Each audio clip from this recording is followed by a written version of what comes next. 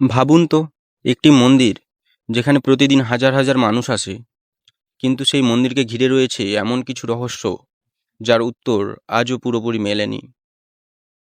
একটি পতাকা, একটি অদ্ভুত প্রথা, আর শতাব্দীর পর শতাব্দী ধরে চলে আসা এক বিশ্বাস।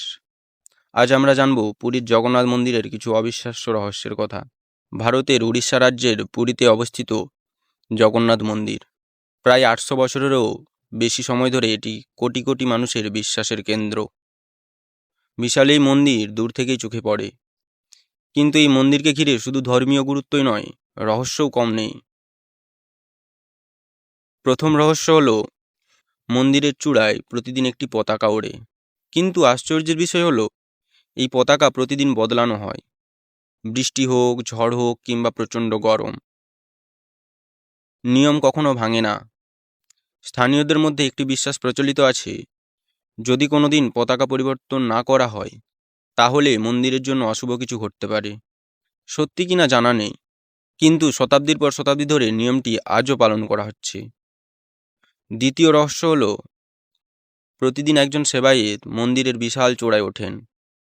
আজকের দিনে যখন সাধারণ মানুষ কয়েকতলা ভবনের ছাদে উঠতেও ভয় পায়, তখন তিনি 100 ফুটেরও বেশি উঁচুতে উঠে পতাকা বদলান।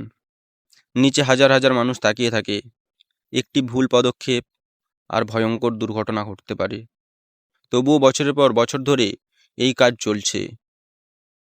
তৃতীয় রহস্য হলো, অনেক দর্শনার্থী যখন মন্দিরে যান তখন তারা শুধু প্রার্থনা করেন না, তারা খোঁজেন সেই সব রহস্যের উত্তর যা প্রজন্মের পর প্রজন্ম ধরে ছড়িয়ে আছে।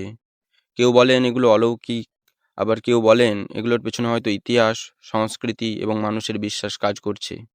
আজও যখন সূর্য অস্ত যায় আর জগন্নাথ মন্দিরের চূড়ায় পতাকাটি বাতাসে উড়তে থাকে, তখন অনেকের মনেই একই প্রশ্ন জাগে, কেন শত শত বছর পরেও এই প্রথা একদিনের জন্য থামেনি?